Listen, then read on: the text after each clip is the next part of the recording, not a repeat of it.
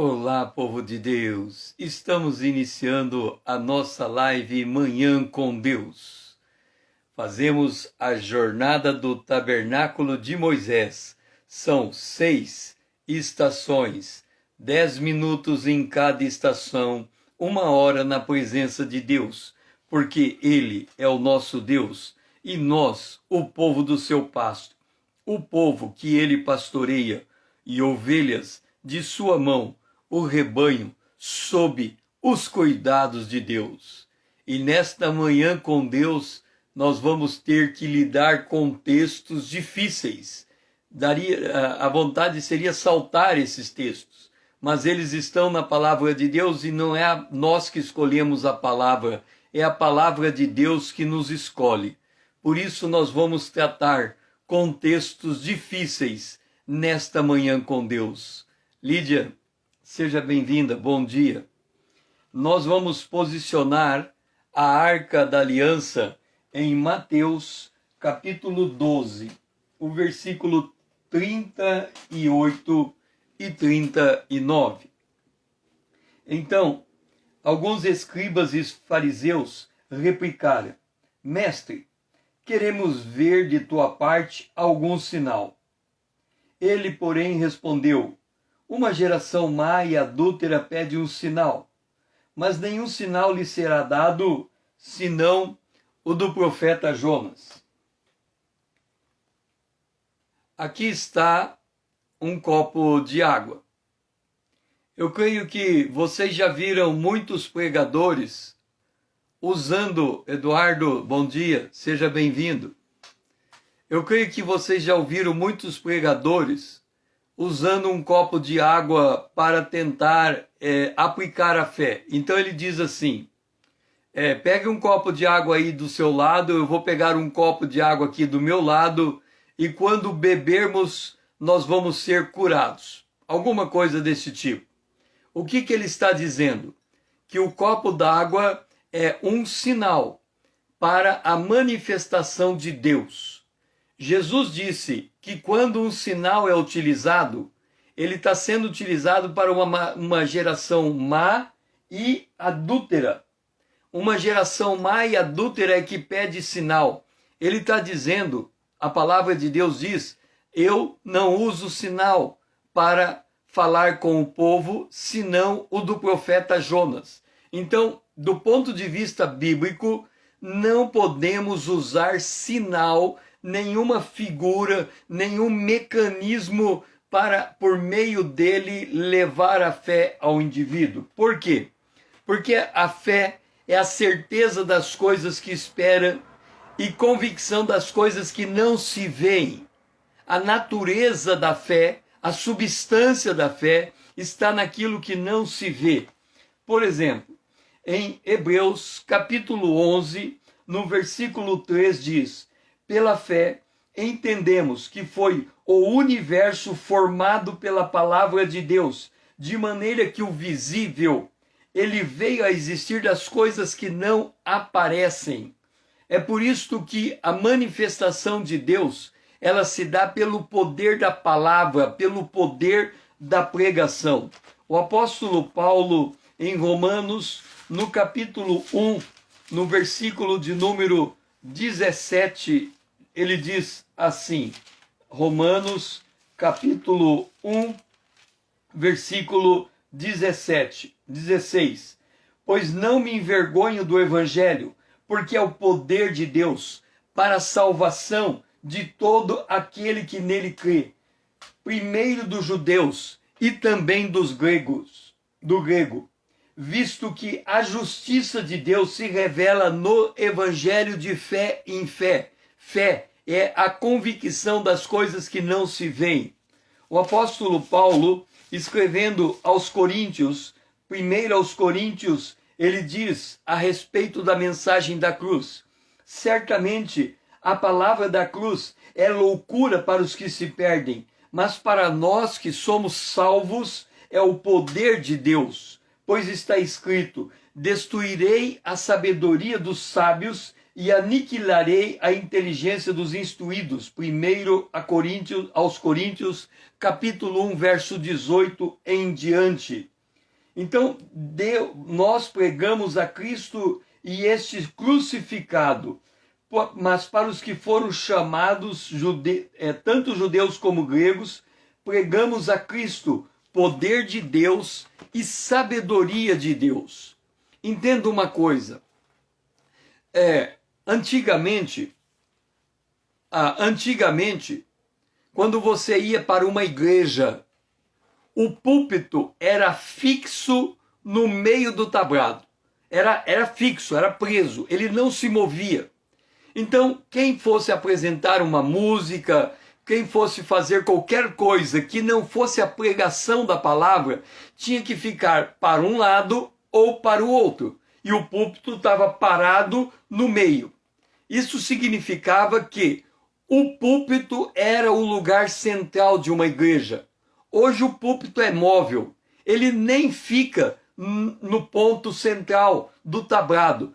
Cada momento ele é movido. Então, quando é hora da música, se tira o púlpito. Quer dizer, está dizendo, na hora da música, a palavra de Deus não importa mais. A palavra de Deus é colocada de lado, porque o púlpito é movido. E observa um detalhe. As pessoas que vão falar de Jesus não querem assumir a autoridade daquilo que fala. Então, o que elas fazem? Elas não sobem mais no púlpito. Elas dizem, eu quero ficar no mesmo nível das pessoas. Então elas ficam abaixo do tablado, andando de um lado para o outro, como quem quer se aproximar das pessoas. Acontece que a Bíblia diz que nos últimos dias as pessoas amontoarão para si doutores segundo os seus pecados, segundo as suas paixões. Então essas pessoas, ao invés de assumir a autoridade, de transmitir a palavra de Deus, elas diminuem a sua autoridade, querendo se fazer iguais aos outros, esquecendo que o pregador é alguém chamado que deve ser fiel àquilo que transmite. Então ele tem que estar numa posição de autoridade, ele tem que manifestar a palavra de Deus de forma que ela impacte as pessoas, não usando subterfúgio, não usando sabedoria humana, mas a Bíblia pela Bíblia, a verdade pela verdade. Esta é a função do pregador. Por isso Jesus disse, não vai ser dado um outro sinal senão do profeta Jonas. Ele chegou em Nínive, pregou 3 dias. E toda a cidade se converteu à luz da sua pregação. Ele só disse, Nínive será destruída. A cidade recebeu a palavra pregada, transmitida. Como poderão ter fé se não há quem lhes pregue? Como poderão crer se não há quem lhes pregue? Porque a fé vem pelo ouvir e ouvir a palavra de Cristo. Então a função do pregador é transmitir com fidelidade e com autoridade o texto da palavra de Deus, porque é este o poder de Deus para a salvação de todo aquele que nele crê. Pai, nos ajuda a entender o poder da salvação que há em Cristo Jesus. Nós precisamos, Senhor, voltar aos primórdios, quando a palavra de Deus era o centro da fé cristã, e através da tua palavra, da exposição da tua palavra, da explanação da tua palavra, vinha a compreensão para sermos transformados pelo poder de Deus na imagem de Cristo. Senhor, nos ensina hoje a nos apaixonarmos de novo pela palavra de Deus e dar a ela a centralidade em nossas vidas. Esta é a nossa oração, em nome de Jesus, o teu Filho amado, a quem nós amamos. Amém. Vamos para o altar de ouro. O altar de ouro está posicionado no verso 36 e 37 de Mateus capítulo 12. Digo-vos que toda palavra frívola que proferem os homens, dela darão conta no dia do juízo, porque pelas tuas palavras será justificado e pelas tuas palavras será condenado. Deixe-me dizer uma coisa. Quando nós não entendemos que a palavra da pregação ela deve tomar o lugar central da nossa vida, nós não entendemos o peso que a nossa palavra tem no mundo espiritual. Note uma coisa, vocês já devem ter observado que nos Estados Unidos, quando o presidente vai falar alguma coisa, é posto um púlpito, ele fica por detrás do púlpito e ele fala. Sempre que algum comunicado oficial, o americano se põe diante de um púlpito e ele fala. O que aquele púlpito está representando? Um lugar de autoridade, um lugar em que a fala que será transmitida é uma fala importante. Observe um detalhe. Eu não sei se algum de vocês já tiveram a oportunidade de assistir a TV Senado ou a TV Câmara.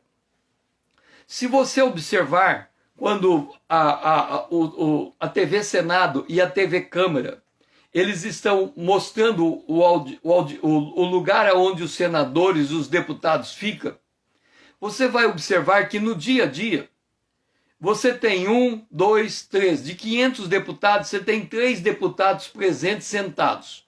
E tem um orador. Na Câmara tem 500 deputados. Então, há pouca oportunidade da pessoa assumir a tribuna para falar.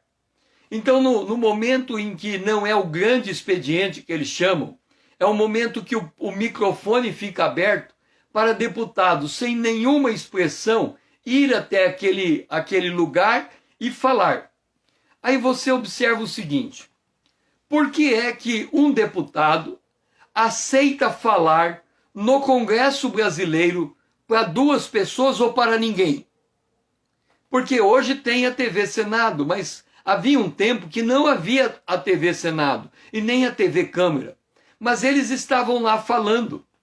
Aí você pergunta assim, você presta atenção, um deputado ou um senador, ele é eleito por um estado.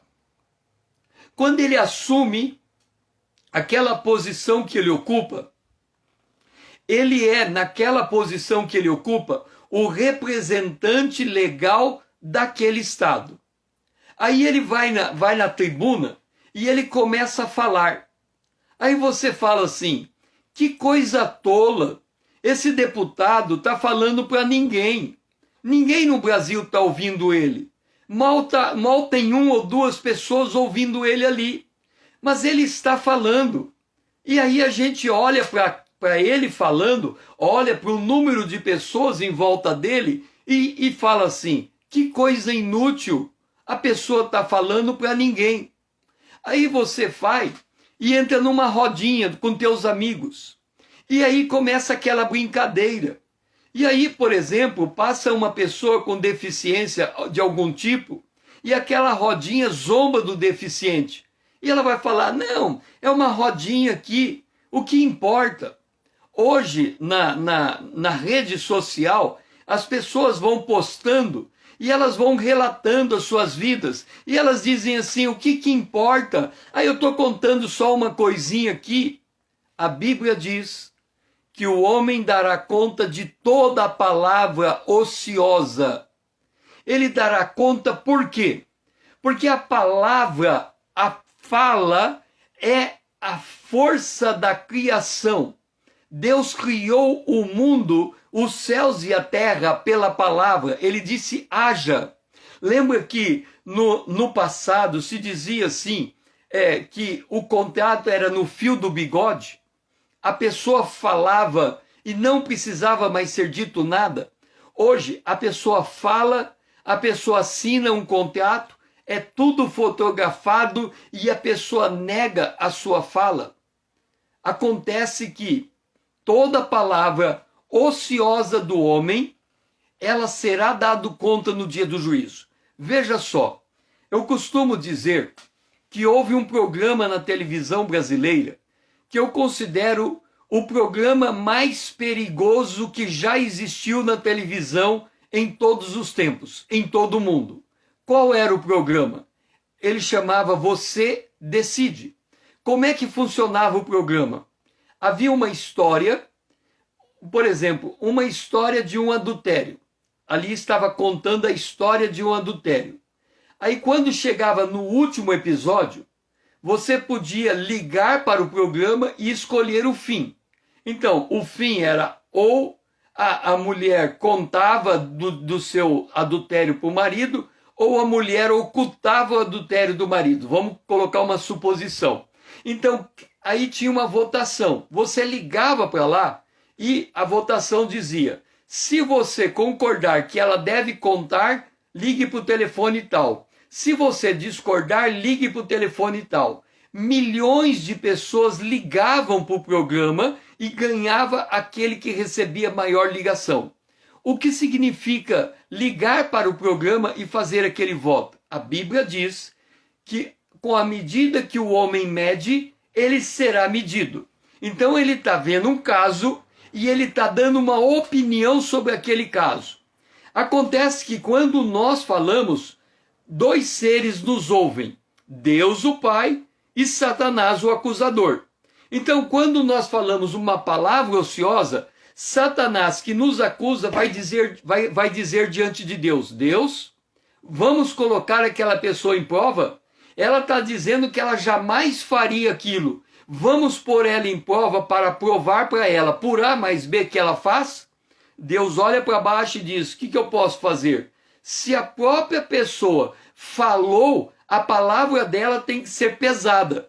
Então, a pessoa entra em uma tribulação que não era para ela entrar, mas ela entrou porque ela deu uma palavra ociosa, ela deu uma opinião. Tipo assim, você olha para o filho de um outro pai e diz assim: que filho mal educado.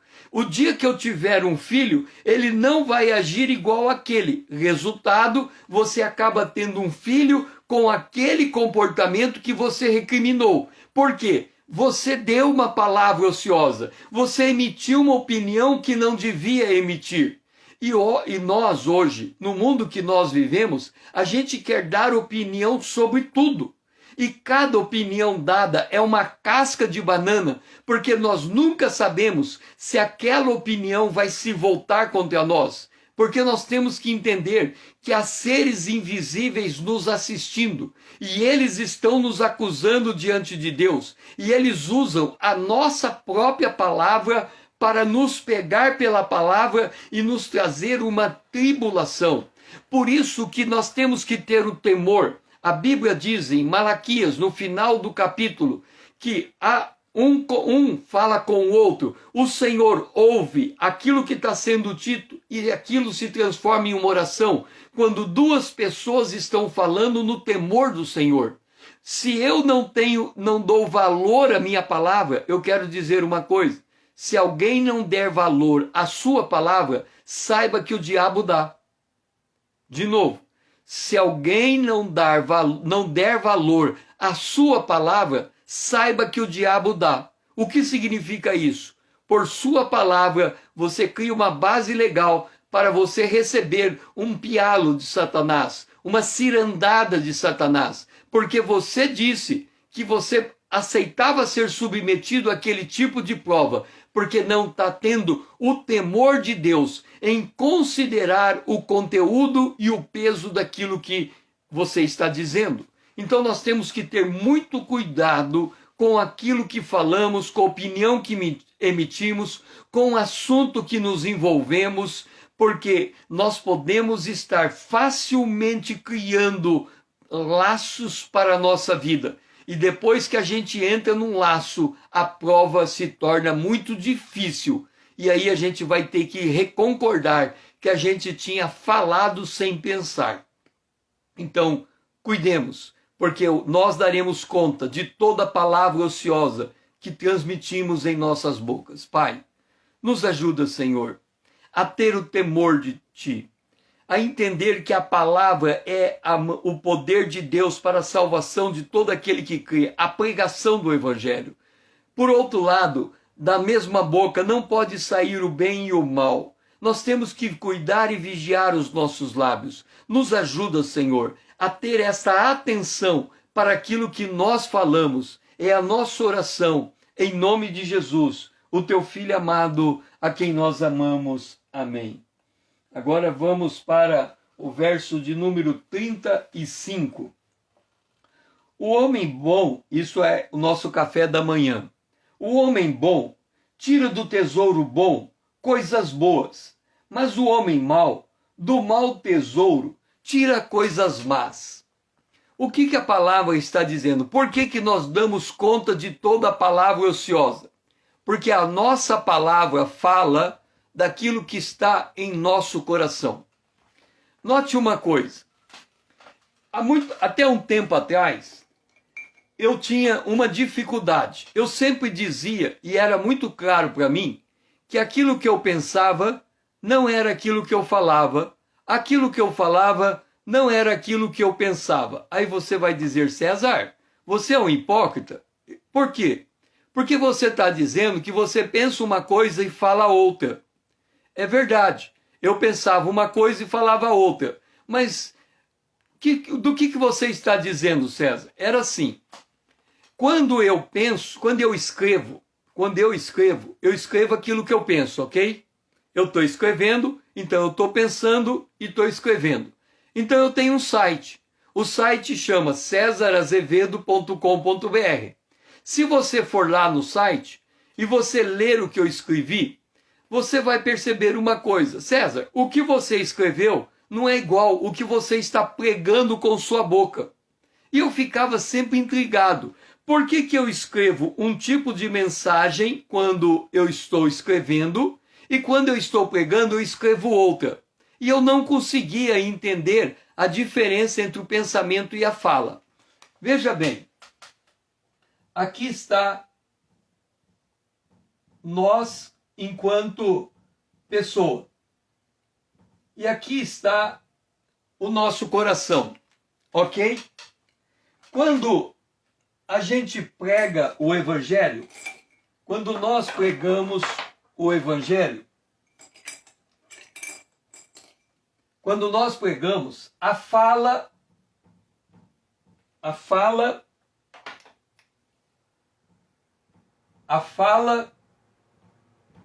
chega ao nosso ouvido. A fala chega ao nosso ouvido, ok? No entanto, o nosso coração, ele foi formado do 0 aos 5 anos. Grande parte do que existe no nosso coração foi formado na primeira infância e caiu para o nosso subconsciente. Então, quando eu estou ouvindo alguém falar, o que está dentro do meu coração vai interpretar aquilo que eu estou ouvindo e só vai aceitar o que eu estou ouvindo.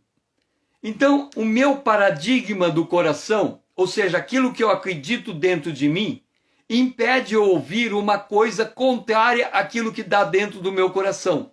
Só que como eu aprendi do 0 aos 5 anos, da minha primeira infância, o que está dentro do meu coração é o que vai para a minha boca. A boca fala do que está no coração, não do que está na mente. O que acontece então quando eu pensava e não falava? O que eu falava era o que eu cria no meu coração. O que entrava na minha mente ainda não tinha se tornado crença no meu coração. Por isso que aquilo que eu escrevia era aquilo que eu pensava, mas ainda não era aquilo que eu acreditava. E quando eu estou pregando, expondo a palavra, é aquilo que eu estou crendo e não aquilo que eu estou pensando. Percebe a diferença? A função da mente não é falar.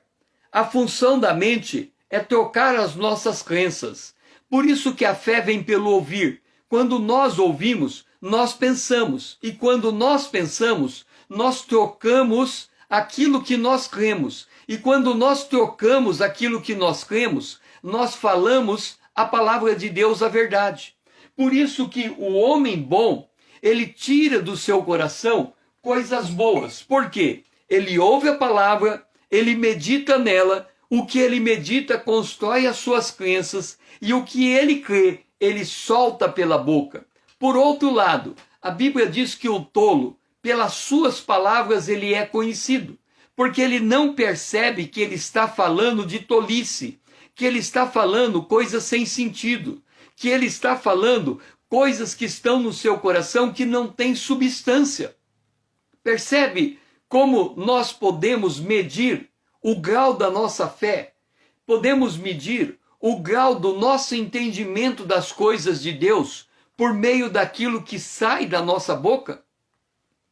É por isso que nós temos que entender o seguinte: quando é que a gente deve avaliar cada um de nós?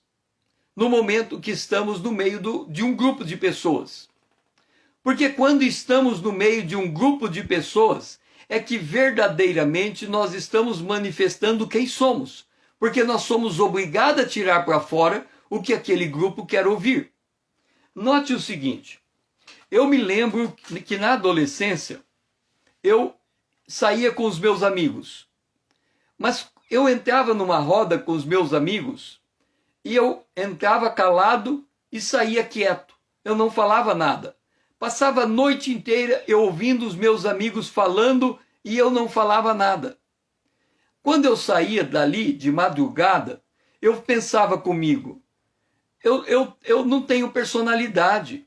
Eu entro no meio de uma roda e ninguém ouve a minha palavra. Eu não falo o que eu penso, só ouço o que os outros estão falando. Aí passou um tempo, eu me converti. Quando eu me converti, eu disse assim para Deus: Deus, eu acho que eu não tenho personalidade, porque quando eu estou num grupo de pessoas, eu não falo, eu só fico ouvindo. Eles não ouvem o que eu penso. Mas já que eu não falo, isso é bom, porque se eu não tenho personalidade para estar num grupo de pessoas e pôr minha posição, já que eu não tenho nenhuma personalidade, então eu vou pedir que o Senhor construa a minha personalidade. Que o Senhor molde o meu coração para eu aprender a falar a tua palavra. Então aí eu passei por um processo de mudança, onde eu entendia a palavra de Deus, mas o meu coração ainda não conseguia refletir essa palavra, por isso não havia acordo entre aquilo que eu falava e aquilo que eu pensava. Havia um delay.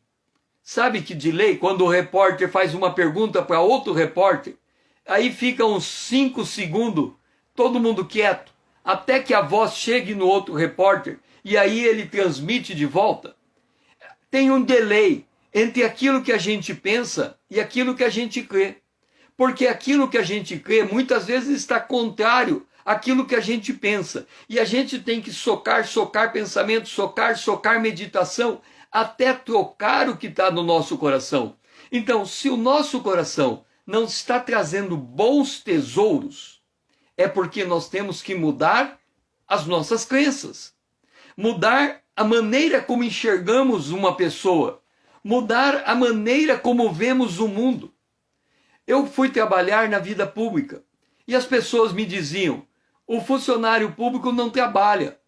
Eu falava assim: mas como que pode um homem acordar 8 horas da manhã e ficar no expediente até as 17 horas e não trabalhar? Isso não é verdade, eu não posso crer nisso. E eu não cria. Resultado, eu sempre tive equipe altamente eficiente dentro do serviço público junto comigo, porque a minha visão sobre eles não era esse tipo de visão. Era uma visão de que, de fato, eu tinha pessoas que saíam dispostos da sua casa para o seu lugar de trabalho, querendo reconstruir o mundo. E quando eu chamava eles a essa atividade, eles prontamente se dispunham a colocar todo o esforço de trabalhos dele naquilo. Portanto, aquilo que você acredita é aquilo que você fala. Então, meça o que você fala. Veja se está saindo uma coisa boa daquilo que você está falando. Pai, nos ajuda a entender, Senhor, que nós precisamos meditar na Tua palavra, aprender de Ti, mudar as nossas crenças e alinhar a nossa crença com a nossa boca. Nós temos que ser íntegros naquilo que pensamos, naquilo que cremos e naquilo que falamos. Portanto, nós temos que ser íntegros naquilo que ouvimos. E o que devemos ouvir é a pregação da Tua palavra, porque só ela pode nos moldar na imagem de Cristo. Esta é a nossa oração. em nome de Jesus, o teu Filho amado, a quem nós amamos. Amém. Vamos para Mateus capítulo 31, 12, 31 e 32. Como eu disse, hoje temos textos difíceis para tratar. Mateus 12, 31. Por isso vos declaro, todo pecado e blasfêmia serão perdoados aos homens, mas a blasfêmia contra o Espírito Santo não será perdoada. Se alguém proferir alguma palavra contra o Filho do Homem, ser-lhe-á isso perdoado. Mas se alguém falar contra o Espírito Santo, não lhe será isso perdoado, nem neste mundo, nem no porvir. Como dissemos, temos que tratar de um texto difícil, que é a blasfêmia contra o Espírito Santo. Como é que nós vamos entender este texto? Eu tenho demonstrado que nós temos que aprender a palavra de Deus de acordo com a geografia espiritual. O que é a geografia espiritual? Jesus disse que ele iria de voltar da onde ele veio, ok? E ele disse, eu vou voltar para lá, e os discípulos disseram, mas se o Senhor voltar para lá, nós vamos ficar sozinhos aqui na terra. Aí Jesus disse, não, eu vou voltar para lá, e eu vou dar um outro consolador, alguém igual a mim. Aí ele disse, o Consolador habita em você, por isso você conhece o Consolador.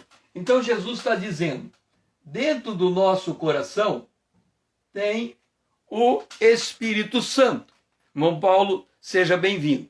Dentro do nosso coração tem o Espírito Santo, a terceira pessoa da Trindade. Agora vem a pergunta, aonde está a primeira pessoa da Trindade? A primeira pessoa da Trindade, ela está no céu, que é o Pai. O Pai. Aonde está a outra pessoa da Trindade? Ela também está no céu, que é o Filho.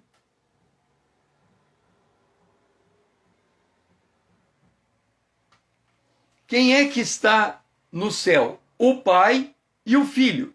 E quem é que está na terra? O Espírito Santo.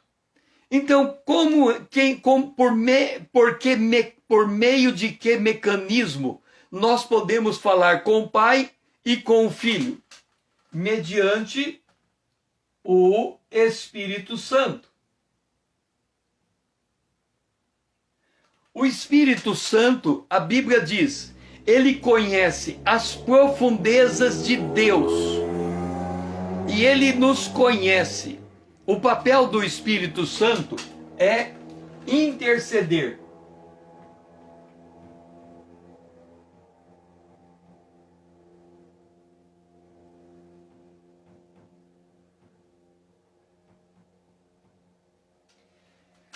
Esse é o papel do Espírito Santo. Ele intercede por nós com gemidos inexprimíveis. Então imagine o seguinte. Aonde está o Pai? No céu. Aonde está o Filho? No céu. Aonde está o Espírito? Na terra. Agora, faça o seguinte.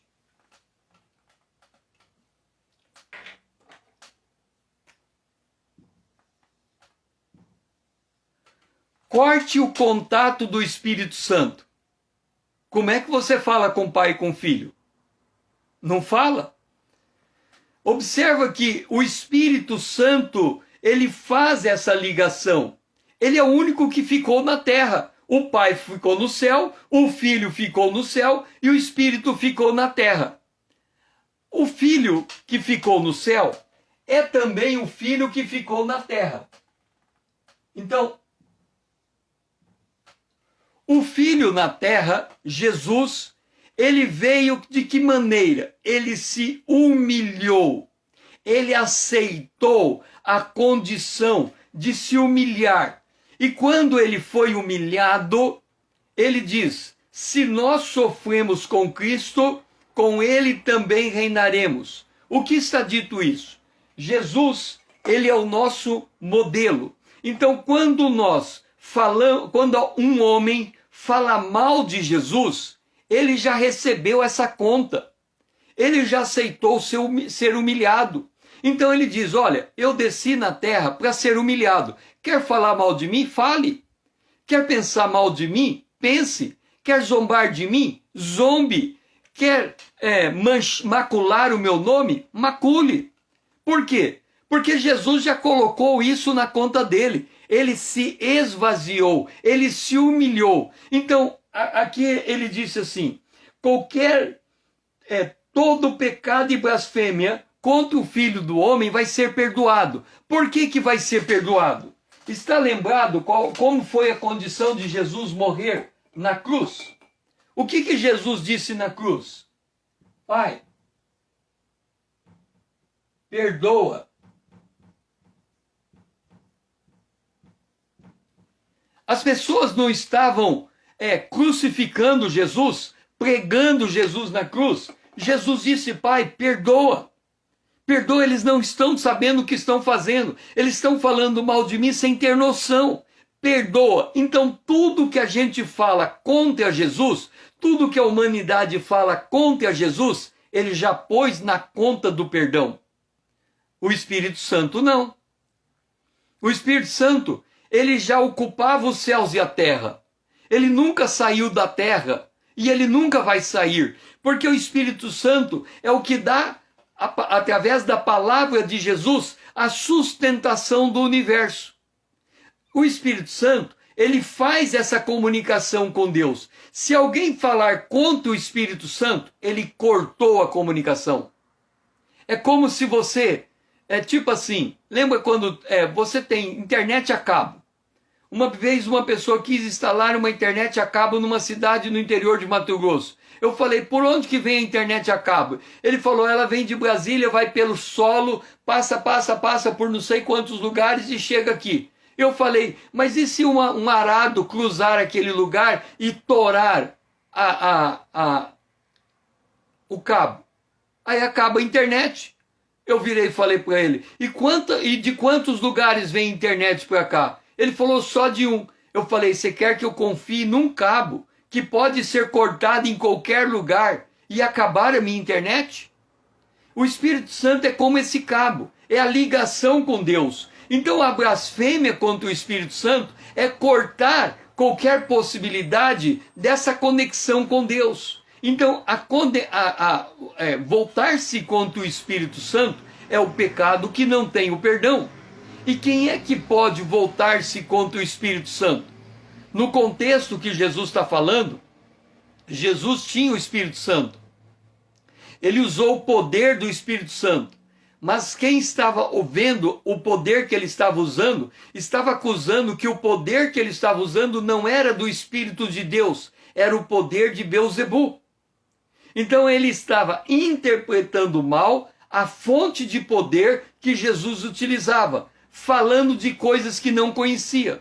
E ao falar de coisas que não conhecia, vem a questão da palavra ociosa.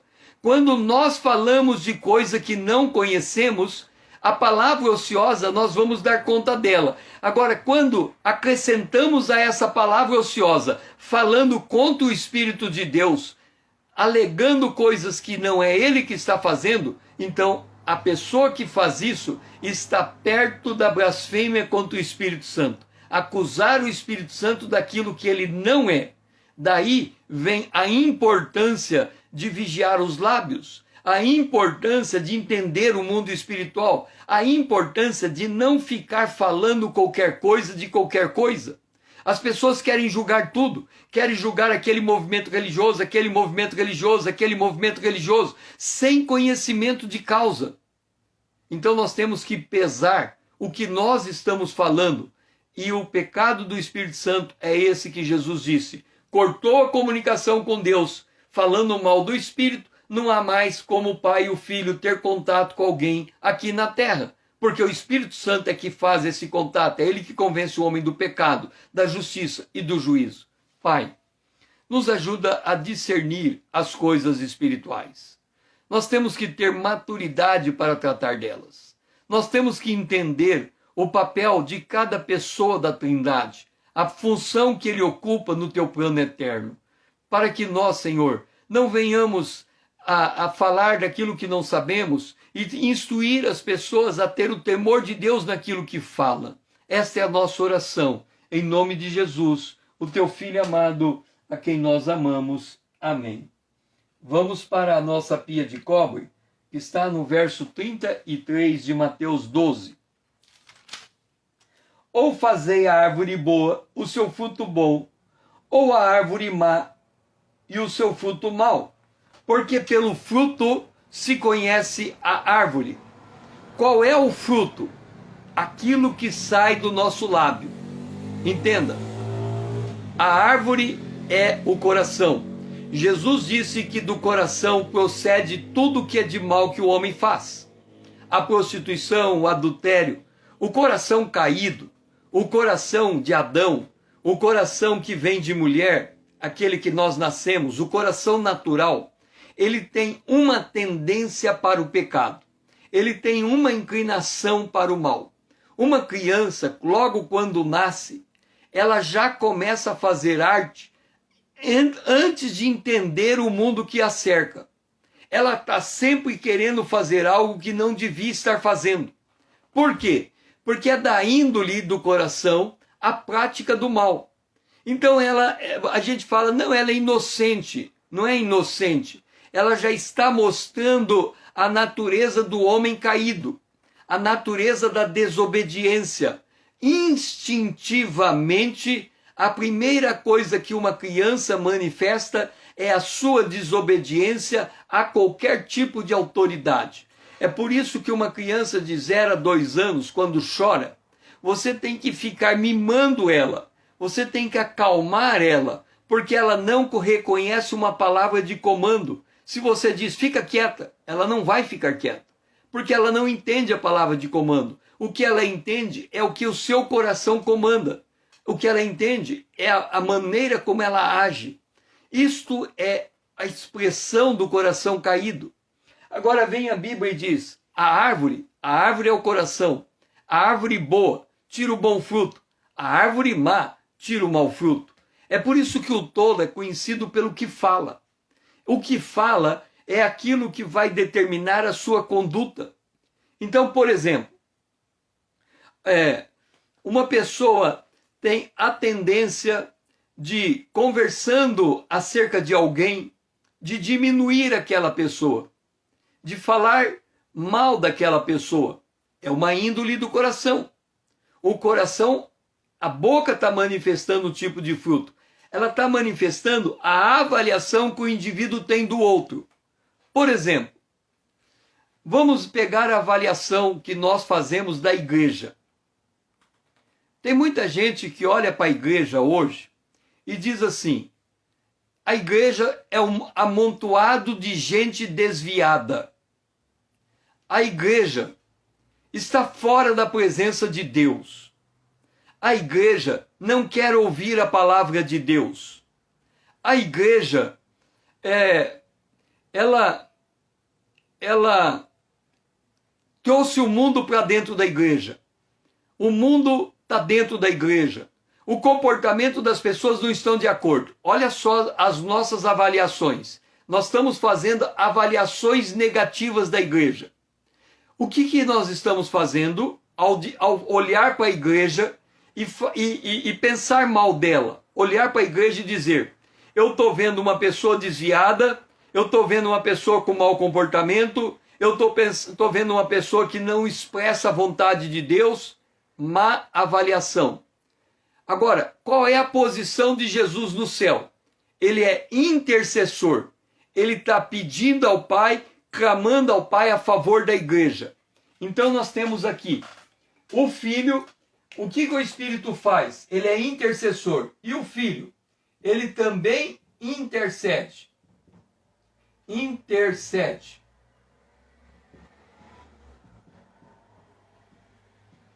Esse é o papel de Jesus. Agora, aonde está Satanás? Ele está do lado do trono de Deus. E qual é o papel de Satanás no trono de Deus? Ele acusa. Agora note o seguinte, quando você olha para a igreja e você diz, a igreja está desviada, a igreja não se comporta, a igreja está errada nisso, nisso e naquilo, você aparentemente está fazendo um diagnóstico. Na verdade, você está acusando, sem conhecimento de causa. Você olha o indivíduo e diz, aquele indivíduo está desviado, aquele indivíduo está caído, aquele indivíduo está isso. Só que a Bíblia diz, com a medida que você mede o outro, você está medindo você. Então você está medindo o outro porque você está medindo baseado no quê? A acusação, ela é feita baseada na lei. Você só acusa alguém porque você diz, a lei diz assim, e aquela pessoa não está de acordo com a lei. Este é o princípio da acusação. Quando você está acusando alguém, você está tirando o quê? Do teu coração a lei. A lei vem para condenar. A lei vem para manifestar o pecado. Então, para quem quer que você olhe, você enxerga no outro o pecado. Por quê? Porque você está julgando o outro de acordo com a lei. Mas Jesus, a graça veio por Jesus, a lei veio por Moisés. A lei é que conduz a Cristo. Cristo é a graça. Então, quando nós acusamos, nós estamos do lado de Satanás, acusando diante de Deus a igreja. Agora, olha só o que Jesus disse da igreja. Eu edificarei a minha igreja.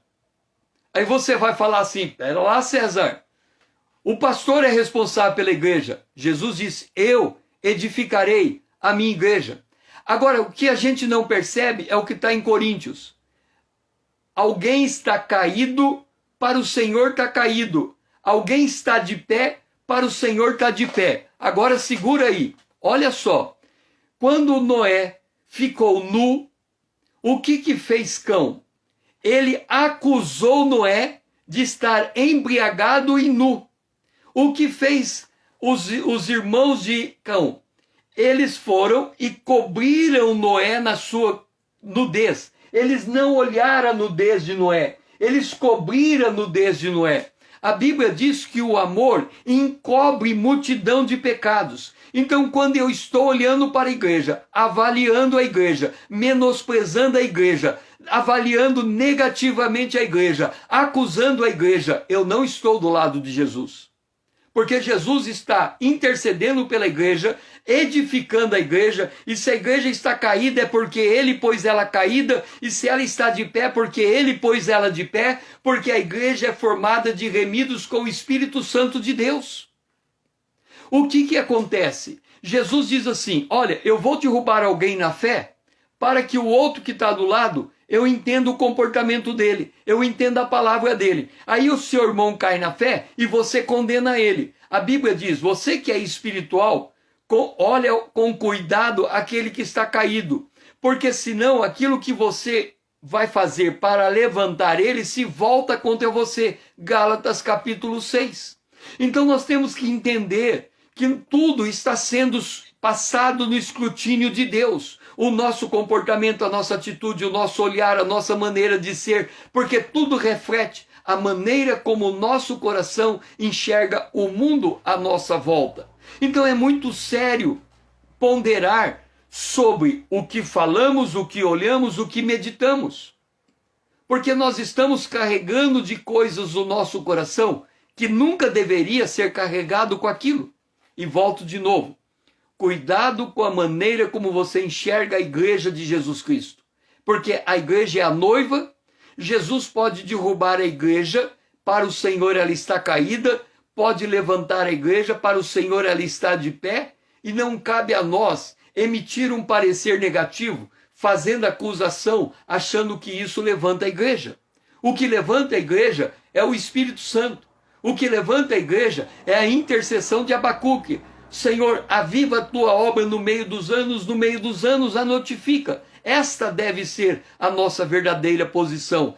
Assim deve proceder o nosso coração. Pai, nos ajuda a entender a dimensão que existe entre o nosso coração e a nossa boca. Nos ensina a avaliar aquilo que estamos falando, aquilo que estamos julgando, aquilo que estamos vendo, porque ele está refletindo aquilo que temos no coração.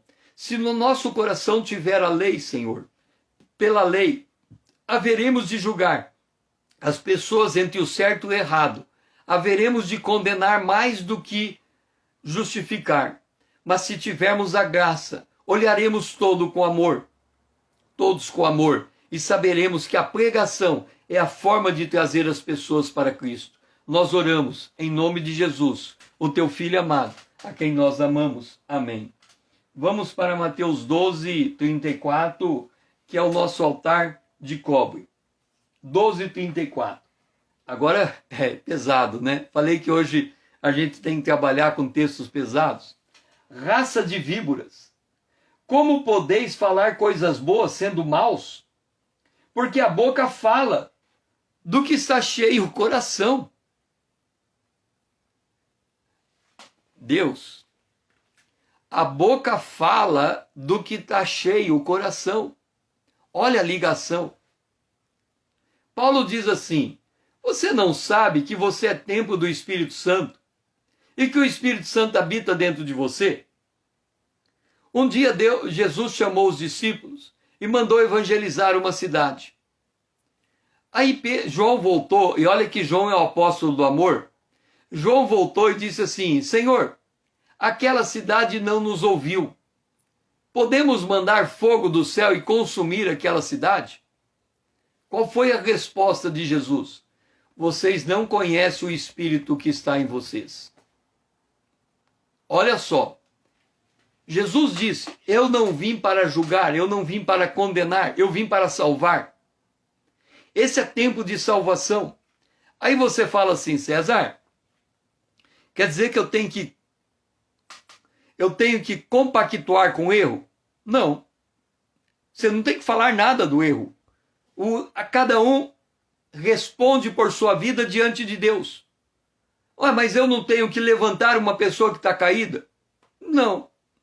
Quem levanta é o Espírito de Deus. Não é por obra, não é por força, não é por violência, é pelo meu Espírito, diz o Senhor. Aí você vai dizer: quer dizer que eu não tenho que fazer nada? É isso, não tem que fazer nada. Mas como assim, César? Jesus disse: sem mim você não pode fazer nada.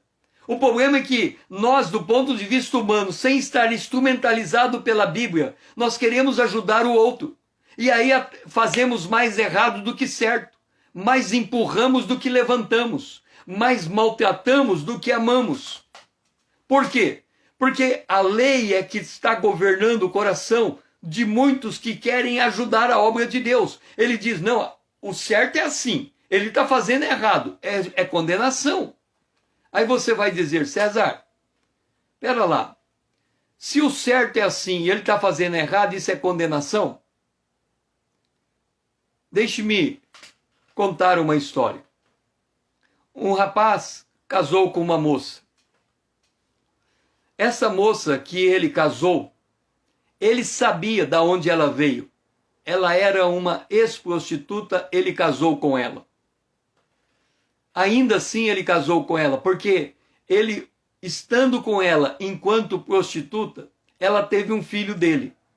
E ele, muito consciente da sua posição com Deus, ele sentiu a necessidade de casar, assumir ela como esposa, porque ela se tornou a mãe do filho dele. Mas ela era uma prostituta. O que ela começou a fazer depois de casada? Ela tinha rompantes de raiva. Ela pegava, quando ele saía para trabalhar, ela pegava todas as roupas dele e punha fogo.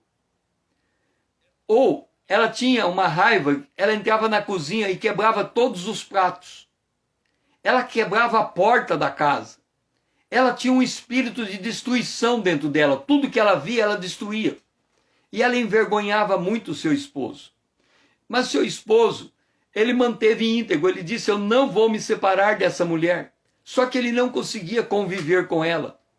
A sogra dessa mulher, que também era esposa de um pastor, ela me chamou e disse assim: César, Eu não consigo entender a minha nora, porque ela faz isso e contou tudo isso que ela fazia. Será que você pode nos ajudar? Eu falei, ok. E aí ela me chamou para ir à casa da nora dela para termos uma conversa com a nora dela. Veja você, tudo que a nora fazia era condenável aos olhos de qualquer pessoa. Qualquer pessoa que vê alguém agindo dessa maneira condenaria. Olha lá a acusação.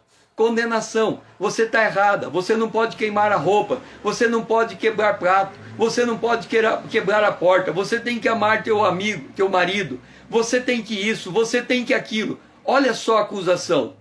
A pessoa que quer ajudar a outra, ajuda acusando. Essa é a função de Satanás. Acusar, acusar, acusar, acusar. Eu cheguei até a casa dela e disse assim, você poderia contar a sua história? Eu quero ouvir a sua história. Olha, eu não estou acusando, eu quero ouvir a história dela. Eu quero entender a razão dela. Não é normal uma pessoa agir dessa maneira. Então ela deve ter uma razão. Isso é graça. Então eu quero entender o que ela faz. Isso é graça. Aí ela me contou a seguinte história. Ela disse que ela era filha de uma prostituta. Então, desde a infância dela, o mundo que ela conhecia era o mundo da prostituição. Mas isso não era o problema maior para a vida dela. O fato dela ser prostituta não fazia ela ter aquele tipo de comportamento. O que destruiu a vida dela é que ela concorreu a Miss Cidade. E ela foi eleita a Miss Cidade. Naquele ano, a mulher mais bonita daquela cidade. Imagina você, uma filha de uma prostituta, num clube social de grande relevância naquela cidade, ser eleita como a Miss Cidade. Naquela noite, depois que terminou aquela cerimônia, ela saiu com os amigos para comemorar. E naquela noite, os amigos trataram ela como a mãe dela, como uma prostituta. E abusaram dela por toda aquela noite. Aquele trauma fez com que ela tivesse aquele comportamento agressivo. E esta história, ela nunca tinha contado para ninguém. Quando ela contou a história, ela esvaziou seu coração. Quando ela esvaziou seu coração, ela deu lugar para receber o perdão de Deus. E tendo recebido o perdão de Deus, ela se tornou para aquele homem uma esposa idônea. E ele se tornou pastor e ela se tornou ajudadora no seu ministério. Porque ela tinha sido ouvida com graça e não baseado na lei com acusação. E ela rendeu-se aos pés de Jesus porque enxergou o perdão de Deus. É disso que se trata. Por isso Jesus disse, raça de víboras, como você pode ser bom tendo mal? O mal é o quê? É usar a lei de Deus para acusar. Como que você pode falar uma coisa boa se você está usando a lei de Deus para acusar? A lei de Deus é santa para levar o homem a Jesus. E quando nós levamos o homem a Jesus, nós temos a graça de Deus dominando o nosso coração e o Espírito de Deus fazendo contato entre nós, o Pai e o Filho. E assim, nosso coração, ele sai palavras de graça, ele sai coisa boa, ele edifica as vidas daqueles que estão em nossa volta. Pai, nos ajuda, Senhor, a entender a natureza do nosso coração e a ligação entre o nosso coração e a nossa boca. Que a gente possa perceber que aquilo que a gente fala define o que a gente pensa. Então a gente tem que ter cuidado no que fala, porque se o que estamos falando não está de acordo com a graça de Deus, nós temos que mudar o que pensamos, nós temos que mudar o que meditamos, para que a nossa meditação mude as nossas crenças e as nossas crenças mude as nossas palavras. Esta é a nossa oração, em nome de Jesus, o teu Filho amado, a quem nós amamos. Amém. Olha, quando eu fui preparar essa manhã com Deus, me deu uma vontade tremenda de pular esses textos. Mas eu estou fazendo a manhã com Deus seguindo bloco a bloco. E como é que eu justificaria saltar um bloco inteiro da palavra de Deus? Eu tenho que trazer a palavra como ela é. Então eu tenho que passar por textos que trazem graça, mas por textos difíceis que nos trazem exortação. É para isso que é a manhã com Deus, para nós aprendermos a palavra de Deus como ela é, não escolher textos que nos são adequados, mas passar por todos os textos que nos fazem moldar diante de Deus. Então, por isso que eu falei, vou manter estes textos difíceis e vamos trabalhar com eles, porque eles são a palavra de Deus também. E nós precisamos tanto do leite quanto do mantimento sólido, para que a nossa fé seja firmado em, como eu disse, prego grudado na madeira, bem fixo, para não sairmos da presença de Deus. Venha para a minha comunidade. Vamos aumentar essa comunidade, seja meu seguidor, para que minha conta no Instagram ganhe relevância e essa mensagem possa ir mais longe. Por outro lado, na publicação desse vídeo, pega esse aviãozinho e mande ele para todos os seus amigos. Vamos despertar o povo de Deus nesta última hora. É isso mesmo, alimento amargo também é alimento. Eu ganhei um chocolate amargo, duro de comer, não sei como é que a pessoa gosta, mas é o genuíno chocolate lá da Europa. E tem gente que ama o chocolate amargo, não é? Então, alimento amargo também é alimento. Que o seu dia seja abençoado em nome de Jesus. Muito bom ter você aqui comigo.